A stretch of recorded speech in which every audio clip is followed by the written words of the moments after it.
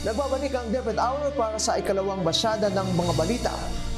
Nakababasa na ang mga mag-aaral ng ACA Elementary School na dating kabilang sa mga hindi makabasa noong nakaraang taong panuruan 2021-2022.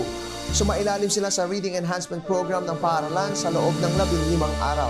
Naging slow reader na ang 18 mag-aaral at kabilang na sa word reader ang 15 mga mag-aaral mula sa unang baitang at ikalawang baitang pagkatapos ng End of School Year Enhancement Program na ipinatupad ng DepEd.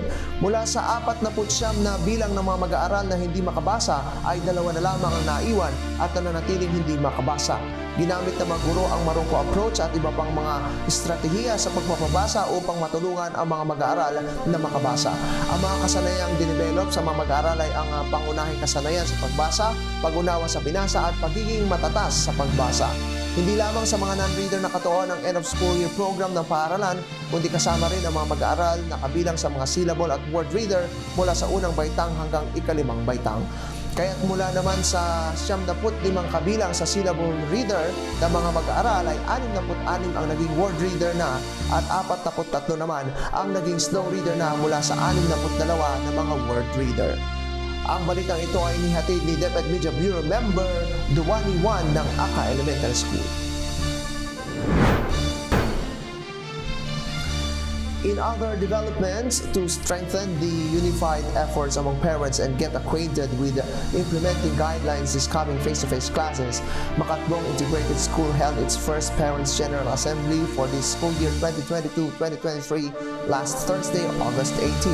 On hand to welcome parents of kindergarten to grade 10 learners is School Principal Jenny Angingat, who enunciated the full implementation of face-to-face classes in school beginning on August 22. Class advisors were introduced to parents to get familiarized with the teachers assigned in different grade levels and reminded them on the requirements and other relevant materials needed to prepare. DepEd implementing guidelines, parents' duties and responsibilities, current enrollment, class schedule, school uniform, calendar of activities, disaster risk reduction and management, and other planned school projects were thoroughly presented. School Health Coordinator Jeanette Ibunya also emphasized the required health standards among learners and all other relevant protocols as the in-person classes are set to be implemented. On the other side, Master Teacher Josephine Ramos highlighted all accomplishments and achievements of the school and thanked the parents for continuous support during the pandemic. The assembly was participated in by Barangay Committee on Education Councilor Heranias Paragas and GPTA President Manuel Ormatan, who guaranteed supports in any programs the school is planning this school year. This report came from DepEd Media Bureau Member Regine Grace Oligario of Bagong Integrated School.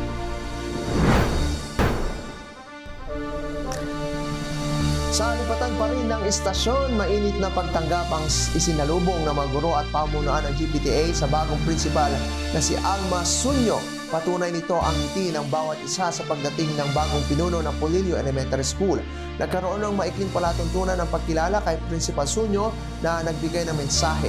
Gawin din ang kanyang pinalitan na isa sa mga tinuturing na pinakamahusay na punong guro sa buong sangay na si Dr. June Bernabe. Naroon din si PASDS Eric Rodriguez na nagpahayag naman ng kanyang suporta. Ayon kay Principal Sunyo, bagamat malaking hamon sa kanya ang mga pamanang iniwan ni Bernabe, gagawin niya ang kanyang makakaya upang maipagpatuloy at mas mapaigting pa ang mga programa at proyekto ng paaralan.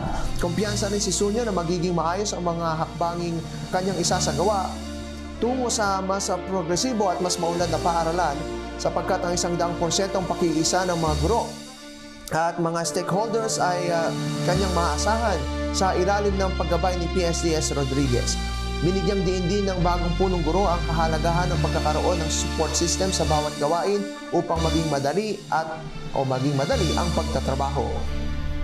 Sa kasalukuyan ay mas pinapalawak pa ang ugnay ng paaralan at mga kasapi ng pamayanan sa pangunguna ni Sunyo na kampante na magiging mabunga at makulay ang kanilang samahan. Ang ulat na ito ay naitala ni Manuel Padilla ng Niño Elementary School. Para naman sa pagsusulong ng inclusive education, may ulat na itinala ang Campo Patroller na si Clemar Nicolas ng Niño Elementary School. Narito po ang detalye ng balitang iyan. Liwat ka ang mga pagsasanay na may kinalaman sa pagsusulong ng inklusibong edukasyon ang inulunsad ng Rehiyon 3 kamakailan. Sa narito ang Regional Trained Filipino Sign Language na nilaukan ng Special Education Teachers at Receiving Teachers mula sa iba't-ibang sangay ng Rehiyon 3 na ginanap sa Hacienda Grocery Resort and Hotel, Lubo, Pampanga, kamakailan. Inulunsad ang masabing pagsangay upang linangin ang kaalaman ng mga guro sa Filipino Sign Language alinsunod na rin sa RA 11106 na nagdedeklara sa paggamit ng Filipino Sign Language o FSL bilang pambansang lengguwahe ng komunikasyon ng deaf community sa lahat ng transaksyon sa paaralan, trabaho at broadcast media. Ang pagsanay ay naglalayong mas pag-iigtingin pa ang paggamit ng FSL sa pagtuturo ng mga aralin sa paaralan gaya ng English, Filipino, Science, Mathematics at aralin panlipunan. Ayon kay Regional Education Program Supervisor Rosalinda Ibarra, ang mga SPED teachers ang tulay sa pagkatuto ng mga learners with special needs. Binigyan din sa pagsanay ang malaking maitutulong ng kaalaman sa FSL ng mga kaburuan upang mas maisulong ang naghiin ng sangay na edukasyon na mabigyan ng patas at inklusibong edukasyon ang bawat daral na bahagi ng deaf community. Mula sa sangay ng Cabanatuan City, ako si Clemar Nicolas, hindi Campo Patroller ng Niño Elementary School.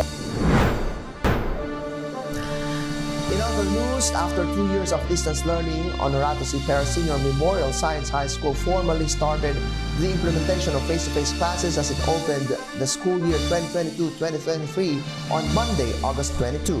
Spearheaded by Dr. Leonora De Jesus, Principal 2, with Mr. Obaldo Soriano Jr., Head Teacher 3, Mrs. Maria Melissa A. Cabral, Head Teacher 3, and Mr. Nico Bagus, Head Teacher 3, the school's faculty and staff welcomed a total of 928 junior high school students and 496 senior high school students in the flag raising ceremony held at the school's gymnasium.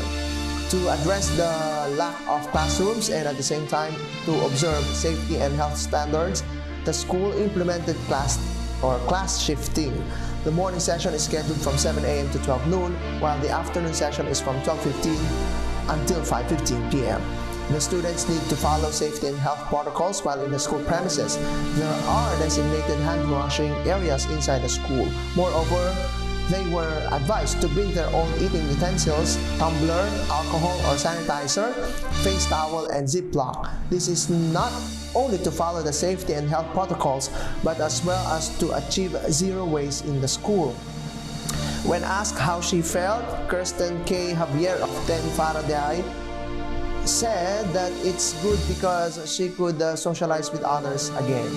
Mrs. Maribel Arcega, Teacher 3 and an ESP teacher, said she was happy and excited to see the students inside the classroom again after 2 years of distance learning. This report was filed by Pamela Pelayo of Honorato Pera Senior Memorial Science High School.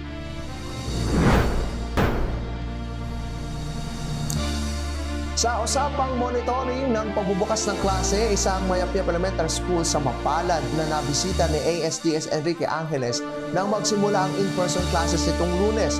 Panoorin natin ang pagbisitang iyan mula sa field report ni DepEd Media Bureau member Maybel Ibuen. Bumisita sa unang araw ng pagbubukas ng klase ngayong school year 2022-2023 sa Mayapyap Elementary School si Assistant Schools Division Superintendent Enrique Angeles Jr. Ito ay bahagi na rin ng National School Opening Day ng Kagawaran at ng Oplan Balik Eskwela na naglalayong masiguro ang kahandaan at kaligtasan ng mga mag-aaral sa kanilang pagbabalik eskwela. Sa kasalukuyan, umabot na sa 1,264 ang officially enrolled pupils mula kinder hanggang grade 6. Mas mataas ito kumpara sa enrollment noong last school year na umabot lamang sa 1,229. Kasama si Principal June Bernabe, nagpakilala at nangumusta siya sa mga batang MES. Kami mga anak? Masaya? Pinaalalahanan din niya ang mga magulang. Sa mga parent, siyempre sabit din tayo. Pero unti-unti, papalayo ko na kapalayo. Bukas, nandun na kayo doon sa kabila sa Mayapyap. Kasi matututo mga anak nyo pag nalabantay.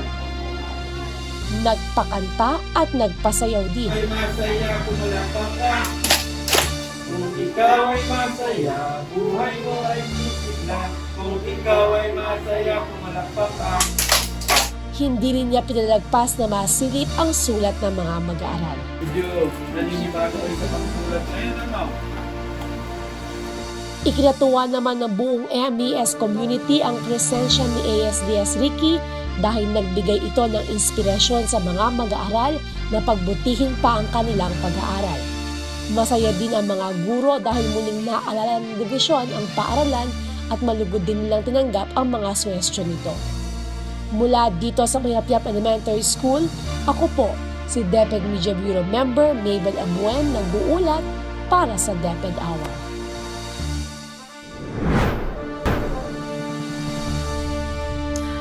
At yan ang kalipunan ng mga balita sa linggong ito. Huwag kayong maglilipat ng talapilitan. Magbabalik ang DepEd Hour para sa panel discussion segment.